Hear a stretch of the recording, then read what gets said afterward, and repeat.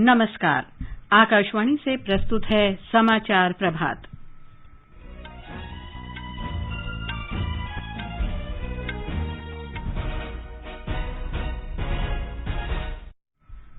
प्रधानमंत्री नरेंद्र मोदी ने देश में 100 करोड़ टीकाकरण का लक्ष्य हासिल करने में मदद के लिए वैक्सीन निर्माताओं, डॉक्टरों और अग्रिम पंक्ति के कार्यकर्ताओं के प्रति आभार व्यक्त किया।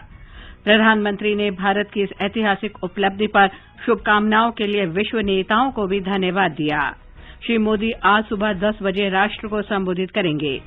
उच्चतम न्यायालय ने कहा किसानों को विरोध प्रदर्शन का अधिकार है, लेकिन वो सड़कें अनिश्चित काल तक बाधित नहीं कर सकते। हिमाचल प्रदेश सरकार ने 10 वर्ष में इस मौसम की सेब खरीद का रिकॉर्ड बनाया। सेबी ने निवेश सलाहकारों को डिजिटल सोने का लेन देन करने से बचने को कहा।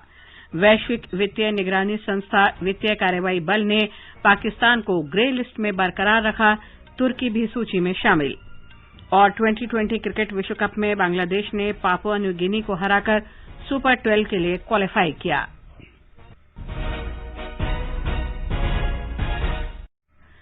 समाचार प्रभात में प्रियंका अरोड़ा के साथ मैं लवली निगम। देश ने कोविड टीकाकरण अभियान के अंतर्गत 100 करोड़ टीके लगाने का लक्ष्य हासिल कर इतिहास रच दिया है। इस महत्वपूर्ण कार्य में योगदान करने वाले चिकित्सकों, नर्सों और अन्य स्वास्थ्य कर्मियों का आकाशवाणी अभिनंदन करता है। इसके साथ ही हम आपको सतर्क भी करना चाहते हैं कि कोविड अभी समाप्त नहीं हुआ है। आप सभी से हमारी अपील है कि यथाशीघ्र दोनों टीके लगवाएं और अन्य लोगों को भी टीके लगवाने के लिए प्रेरित करें। त्योहारों के समय कृपया इन 3 आसान उपायों का पालन अवश्य करें। मास्क पहनें, 2 गज की सुरक्षित दूरी बनाए रखें, हाथ और चेहरा साफ रखें। कोविड से संबंधित कोई भी जानकारी और मार्गदर्शन के लिए राष्ट्रीय हेल्पलाइन नंबर 011-2397-8046 और 1075 पर संपर्क करें। और अब समाचार। भारत ने राष्ट्रव्यापी कोविड-रोधी टीकाकरण अभियान के अंतर्गत 100 करोड़ टीके लगाने की उपलब्धि हासिल कर ली है। प्रधानमंत्री नरेंद्र मोदी ने कहा कि देश ने इतिहास रचा है। श्री मोदी ने कहा कि ये भारत के वैज्ञानिकों, उद्यमियों और 130 करोड़ भारतीयों के सामूहिक प्रयासों से संभव हो पाया है। भारत ने 100 करोड़ वैक्सीन डोज का आंकड़ा पार कर लिया है। 100 साल में आई सबसे बड़ी महामारी का मुकाबला करने के लिए देश के पास अब 100 करोड़ वैक्सीन डोज का मजबूत सुरक्षा कवच है। ये उपलब्धि भारत की है, भारत के प्रत्येक नागरिक की है। मैं देश की वैक्सीन मैन्युफैक्चरिंग कंपनियां, वैक्सीन लगाने में जुटे हेल्थ सेक्टर के प्रोफेशनल्स, सभी का हृदय से बहुत बहुत आभार व्यक्त करता हूं। इस महत्वपूर्ण उपलब्धि को कोविड महामारी से निपटने में सबसे बड़ा योगदान माना जा रहा है। राष्ट्रपति, उपराष्ट्रपति, गृह मंत्री, रक्षा मंत्री सहित कई मंत्रियों ने इस ऐतिहासिक उपलब्धि को हासिल करने में डॉक्टरों, स्वास्थ्य कर्मियों और अग्रिम पंक्ति के कार्यकर्ताओं के बहुमूल्य योगदान की सराहना की है। राष्ट्रपति रामनाथ कोविंद ने इस लक्ष्य को हासिल करने पर देशवासियों को बधाई दी है। प्रधानमंत्री नरेंद्र मोदी ने कोविड महामारी के खिलाफ वैश्विक संघर्ष में विश्व स्वास्थ्य संगठन के महानिदेशक टेड्रोस एधनॉम घेब्रेयेसस के सहयोग और साझेदारी का स्वागत किया है। डॉक्टर घेब्रेयेसस के ट्वीट का जवाब देते हुए श्री मोदी ने कहा कि ये भारत के वसुधैव कुटुंबकम के सिद्धांत का परिचायक है। प्रधानमंत्री ने कहा कि समय की मांग है कि विश्व में सभी को समान रूप से टीका उपलब्ध हो। भारत का 100 करोड़ टीकाकरण का लक्ष्य प्राप्त करना इस दिशा में ऐतिहासिक उपलब्धि है।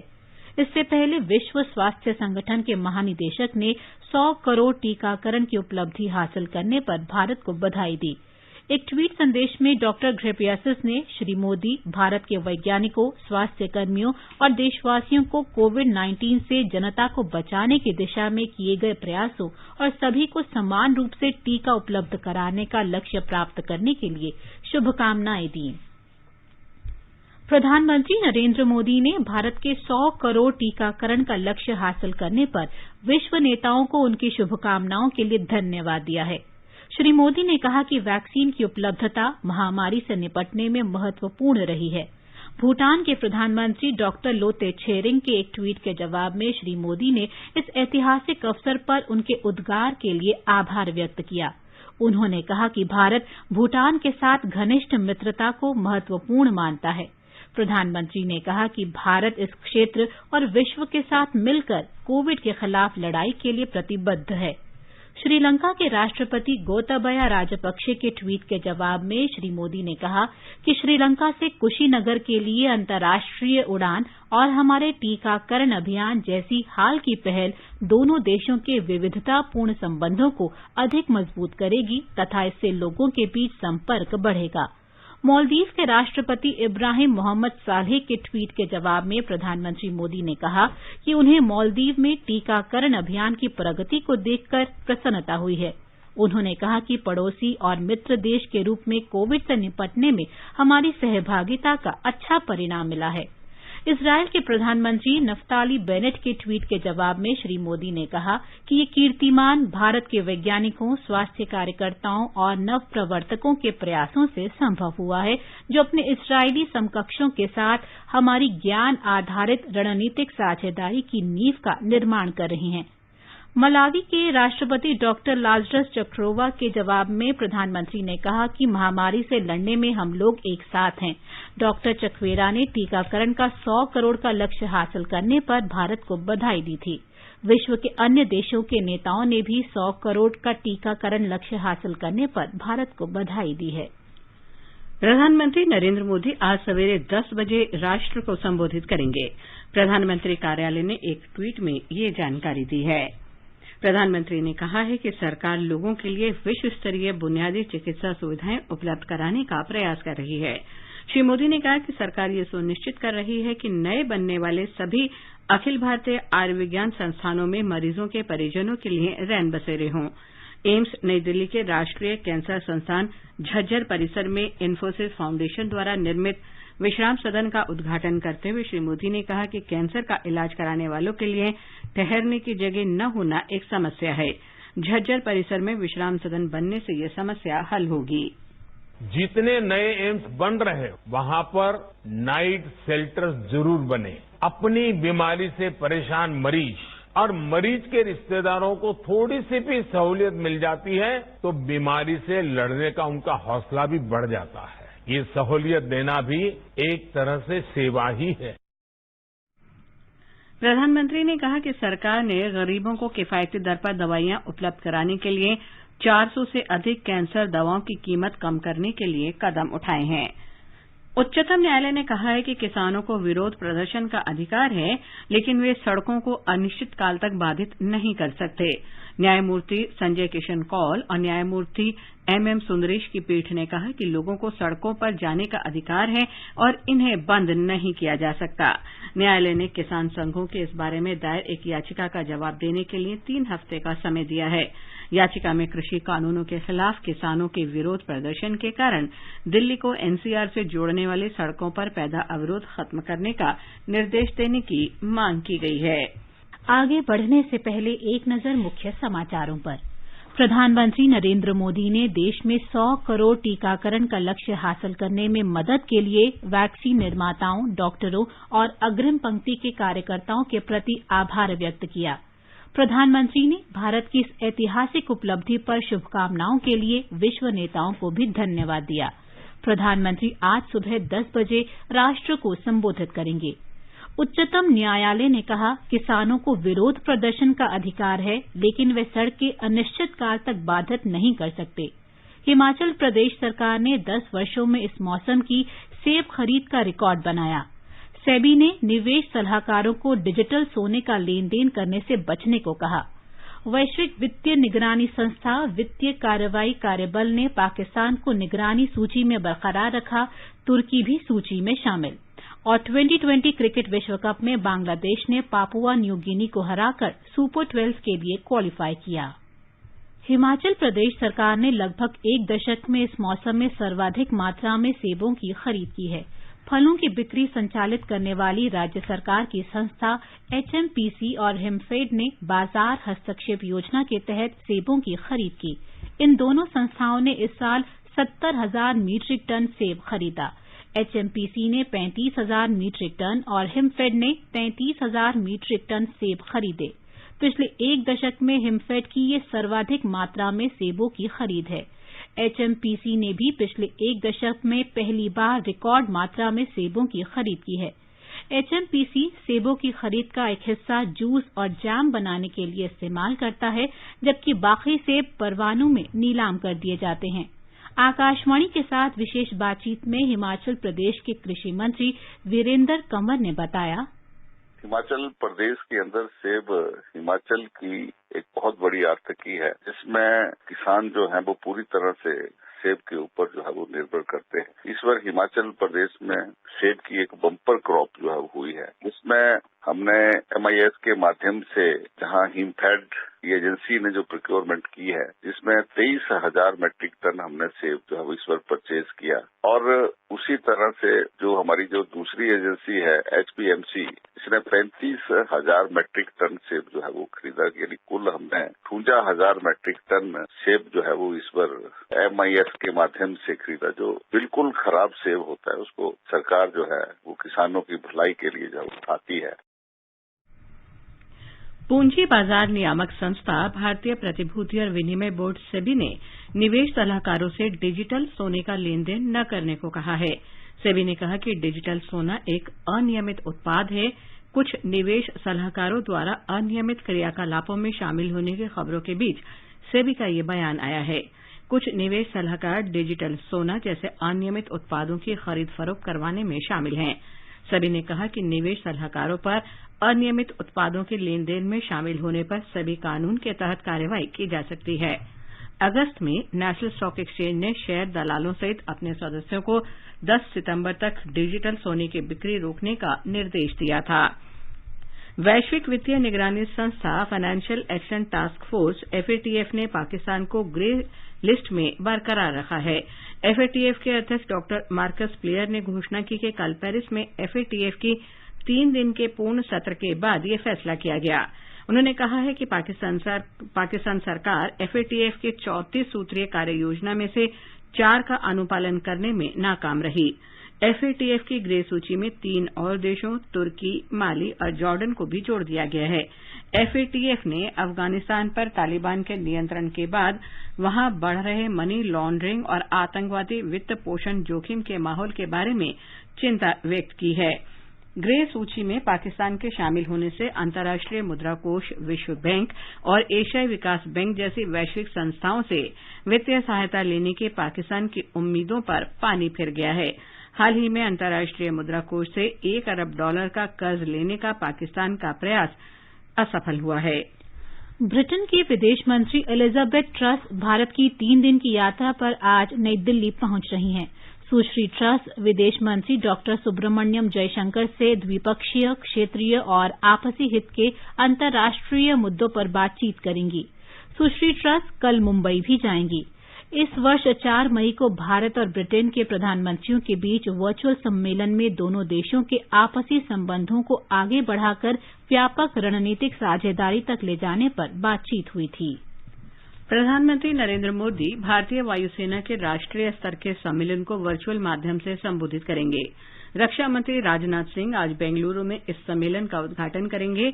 ये सम्मेलन 1971 में पाकिस्तान के साथ युद्ध में भारत की जीत की स्वर्ण जयंती स्वर्णिम विजय वर्ष के आयोजन का हिस्सा है। पाकिस्तानी सेना पर हमारे सशस्त्र बलों के निर्णायक और ऐतिहासिक जीत की याद में प्रतिवर्ष विजय दिवस का आयोजन होता है। इस वर्ष 1971 के युद्ध में भारत की जीत के 50 वर्ष पूरे हो रहे हैं और इस अवसर पर देश भर में स्वर्णिम विजय दिवस का आयोजन किया जा रहा है। इस सम्मेलन में प्रमुख रक्षा अध्यक्ष जनरल बिपिन रावत, 1971 में शामिल हुए वृद्ध सेनानी और अन्य प्रतिनिधि शामिल होंगे। सैन्य रणनीतिकार, राजनीतिक विश्लेषक और अन्य क्षेत्रों के विशेषज्ञ भी 3 दिन के इस सम्मेलन में हिस्सा लेंगे। सूचना और प्रसारण मंत्री अनुराग ठाकुर ने कहा है कि 52वां अंतर्राष्ट्रीय भारतीय फिल्म महोत्सव IFFI इस साल 20 से 28 नवंबर तक गोवा में आयोजित होगा। उन्होंने बताया कि महोत्सव के दौरान मार्टिन स्कोरेस और इस्तेवान जाबो को सत्यजीत रे जीवन काल उपलब्धि पुरस्कार से सम्मानित किया जाएगा। श्री ठाकुर ने बताया कि अंतर्राष्ट्रीय खंड के लिए 96 देशों की 624 फिल्म प्राप्त हुई हैं। उन्होंने बताया कि महोत्सव की पहली फिल्म के लिए कार्लो सोरा निर्देशित king of all the world को चुना गया है। श्री ठाकुर ने एक प्रमुख घोषणा करते हुए कहा कि IFFI देश भर की उभरती युवा प्रतिभाओं को फिल्म निर्माताओं और फिल्म उद्योगों की मुख्य धारा से जोड़ने के लिए मंच प्रदान करेगा। श्री ठाकुर ने कहा कि 35 वर्ष से कम आयु की 75 उभरती प्रतिभाओं को फिल्म जगत से संपर्क स्थापित करने और महोत्सव में उत्कृष्ट फिल्मों के प्रदर्शन कार्यक्रम में हिस्सा लेने के लिए आमंत्रित किया जाएगा। श्री ठाकुर ने कहा कि इन युवा प्रतिभाओं का चयन देश भर के युवा फिल्म निर्माताओं के लिए होने वाली प्रतियोगिता के माध्यम से किया जाएगा। ऑनलाइन आवेदन जमा करने की अंतिम तिथि 30 अक्टूबर है। विस्तृत दिशा निर्देश www.dff.govin और www.iffi.org पर उपलब्ध हैं।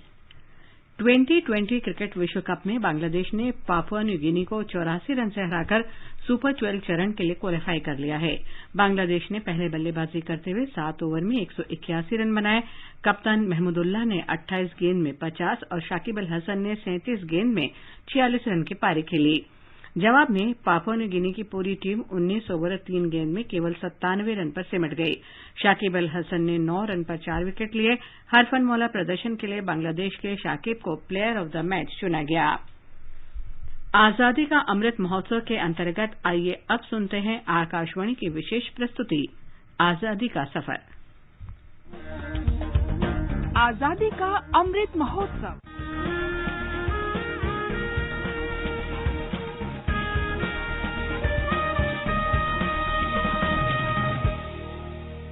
आजादी का सफर आकाशवाणी के साथ भारत का गौरवशाली स्वतंत्रता संग्राम आधुनिक विश्व के अब तक के सबसे बड़े संघर्षों में से एक है।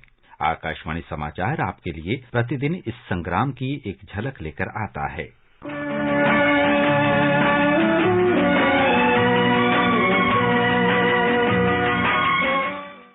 22 अक्टूबर 1900 को उत्तर प्रदेश के शाहजहांपुर में अशफाक उल्लाह खां का जन्म हुआ था। उन्होंने अपने बड़े भाई से राम प्रसाद बिस्मिल की बहादुरी की कहानियां और उनकी उर्दू शायरी के बारे में सुना था। जब 1922 की चौरी चौरा की घटना ने गांधी जी को असहयोग आंदोलन को समाप्त करने के लिए प्रेरित किया, तो अशफाक उल्लाह खां भी उन कई युवाओं में से एक थे जिन्हें आंदोलन वापस लेने से निराशा हुई थी। 1920 के दशक के मध्य में अशफाक उल्लाह खां और राम प्रसाद बिस्मिल ने हिंदुस्तान सोशलिस्ट रिपब्लिकन एसोसिएशन की स्थापना की, जिसका उद्देश्य सशस्त्र क्रांति के माध्यम से देश को आजादी दिलाना था।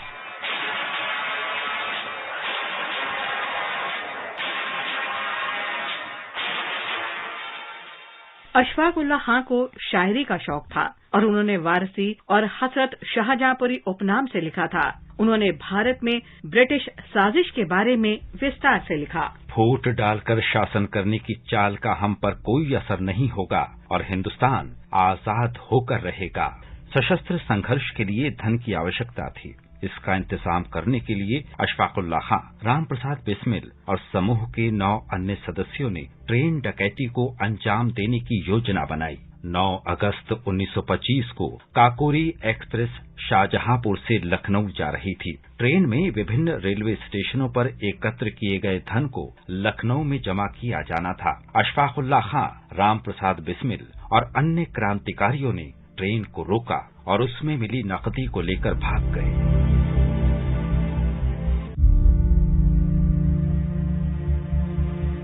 लूट के 1 महीने के अंदर ही उन्हें गिरफ्तार कर लिया गया। मामले की सुनवाई लगभग 18 महीने तक चली। अशफाक उल्लाह खां, राम प्रसाद बिस्मिल, राजेंद्र लाहिड़ी और रोशन सिंह को मौत की और अन्य को उम्र कैद की सजा सुनाई गई।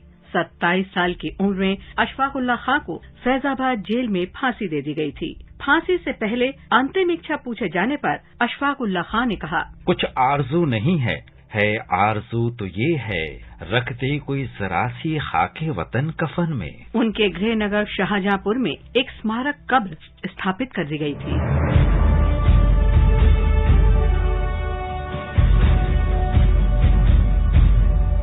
आज प्रसिद्ध स्वतंत्रता सेनानी विट्ठल भाई पटेल की पुण्यतिथि है। विट्ठल भाई पटेल का 22 अक्टूबर 1933 को स्वर्गवास हुआ। एक प्रशंसित नेता तथा मानवतावादी विट्ठल भाई पटेल सरदार वल्लभ भाई पटेल के बड़े भाई और प्रसिद्ध स्वतंत्रता सेनानी थे।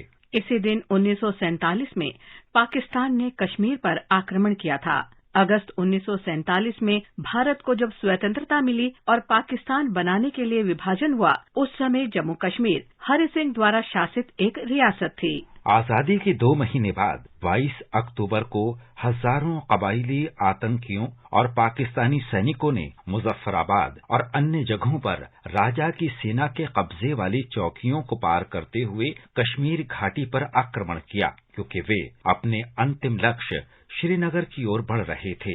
तबाही की इस पृष्ठभूमि में हरि सिंह ने दिल्ली में भारत सरकार से संपर्क किया। उन्होंने विलय पत्र पर हस्ताक्षर किए और भारतीय सैनिकों ने 27 अक्टूबर को जम्मू कश्मीर में पहुंचना शुरू कर दिया। भारतीय सैनिकों ने जवाबी हमला किया। 8 नवंबर तक भारतीय सेना ने श्रीनगर रियासत को हासिल कर लिया।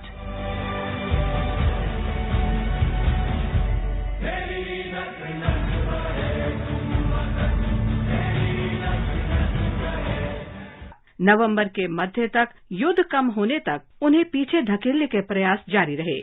1948 के अंत तक छिटपुट युद्ध जारी रहा। जनवरी 1949 में युद्ध विराम समझौते पर आधिकारिक तौर पर हस्ताक्षर किए गए थे।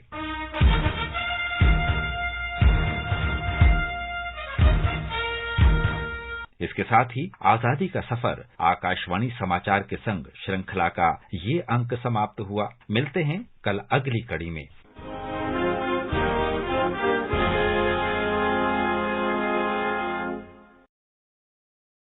स्वाधीनता आंदोलन के दौरान भारतीय जनमानस को उद्वेलित कर स्वतंत्रता का अलख जगाने और मातृभूमि के प्रति सेवा, समर्पण और त्याग की ज्वाला प्रज्वलित कर देने वाले अमर गीतों पर आधारित विशेष कार्यक्रम आजादी के तराने सुनना न भूलें। FM गोल्ड 100.1 मेगाहर्ट्ज पर प्रत्येक शुक्रवार शाम 4:45 पर परिक्रमा कार्यक्रम के अंतर्गत आजादी के तराने सिर्फ आकाशवाणी पर। आकाशवाणी समाचार सुनते रहें और आजादी के अमृत महोत्सव में हमारे साथ शामिल रहें।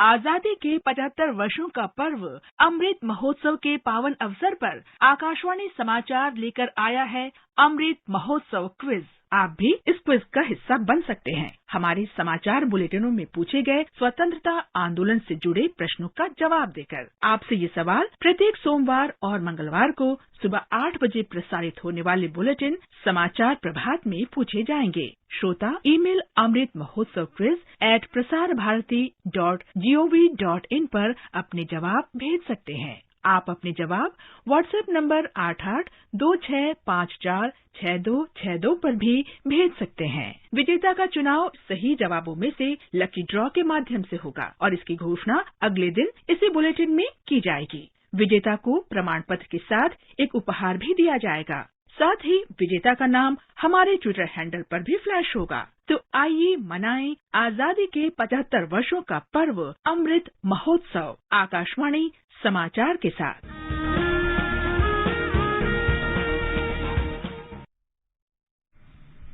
केरल में इडुक्की बांध में जलस्तर बढ़ने के बाद रेड अलर्ट जारी कर दिया गया है। पिछले मंगलवार को इस बांध से 100 क्यूमेक्स पानी छोड़ा जा रहा है। इस बीच मौसम विभाग ने राज्य के 10 जिलों के लिए येलो अलर्ट जारी किया है। और अब एक नजर आज के मौसम पर। सबसे पहले देश के 4 महानगरों के मौसम का हाल। राजधानी दिल्ली और मुंबई में आसमान साफ रहेगा।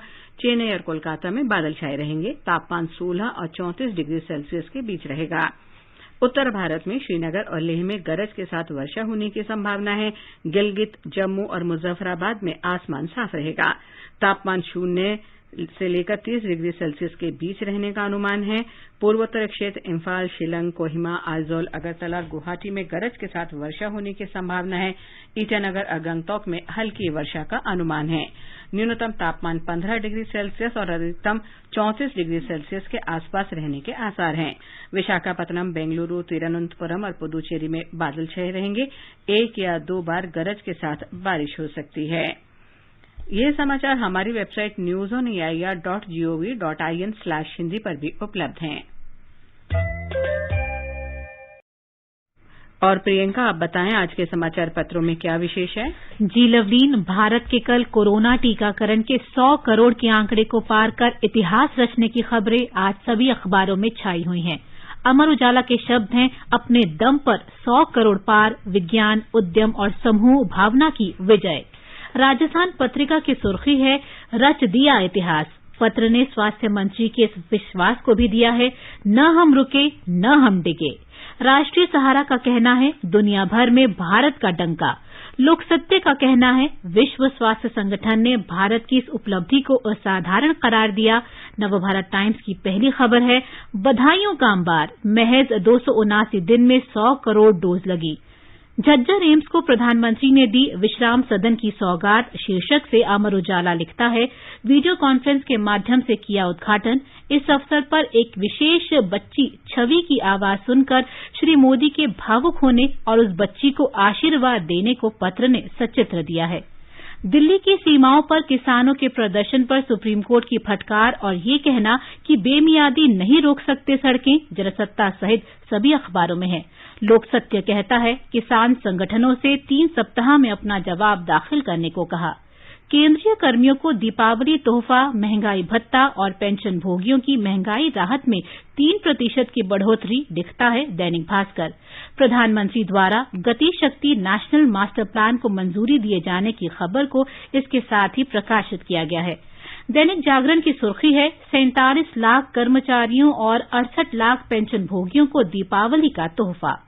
विदेश मंत्री एस जयशंकर का ये कहना कि शख्सियत से परे पहुंचे भारत इस्राइल के संबंध, अमर उजाला में प्रमुखता से है। पत्र ने उनके इस बयान को भी दिया है कि ये हर उस व्यक्ति की सफलता का प्रमाण है जिसने इस परिवर्तन के लिए योगदान दिया। FATF की ग्रे सूची में रहेगा पाकिस्तान, इस खबर को हिंदुस्तान ने प्रमुखता से देते हुए लिखा है, आतंकवाद के खिलाफ 34 सूत्रीय एजेंडा पूरा करने में नाकाम रहा पाकिस्तान। और अंत में मुख्य समाचार एक बार फिर। प्रधानमंत्री नरेंद्र मोदी ने देश में 100 करोड़ टीकाकरण का लक्ष्य हासिल करने में मदद के लिए वैक्सीन निर्माताओं, डॉक्टरों और अग्रिम पंक्ति के कार्यकर्ताओं के प्रति आभार व्यक्त किया। प्रधानमंत्री ने भारत की इस ऐतिहासिक उपलब्धि पर शुभकामनाओं के लिए विश्व नेताओं को भी धन्यवाद दिया। श्री मोदी आज सुबह 10 बजे राष्ट्र को संबोधित करेंगे। उच्चतम न्यायालय ने कहा, किसानों को विरोध प्रदर्शन का अधिकार है, लेकिन वे सड़कें अनिश्चितकाल तक बाधित नहीं कर सकते। हिमाचल प्रदेश सरकार ने 10 वर्ष में इस मौसम की सेब खरीद का रिकॉर्ड बनाया। सेबी ने निवेश सलाहकारों को डिजिटल सोने का लेन देन करने से बचने को कहा। वैश्विक वित्तीय निगरानी संस्था वित्तीय कार्रवाई बल ने पाकिस्तान को ग्रे लिस्ट में बरकरार रखा, तुर्की भी सूची में शामिल। और 2020 विश्व कप क्रिकेट में बांग्लादेश ने पापुआ न्यू गिनी को हराकर सुपर 12 के लिए क्वालीफाई किया। इसके साथ ही समाचार प्रभात का ये अंक समाप्त हुआ। नमस्कार।